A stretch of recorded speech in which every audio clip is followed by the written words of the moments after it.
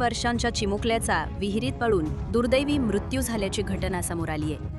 मंदिर परिसरात खेळत असताना नजरचुकीनं विहिरीत पडल्यानं हा प्रकार घडला असून मिळालेल्या माहितीनुसार गुरुवार रोजी तुकाराम बीज निमित्त वीट येथील रेवणनाथ महाराज मंदिरात कीर्तनाचा कार्यक्रम आयोजित करण्यात आला होता। या कार्यक्रमासाठी गावातील अनेक भाविक उपस्थित होते। त्यावेळी समर्थ आनंद भिसले वय 3 हा आपल्या आजीसोबत मंदिरात आला होता।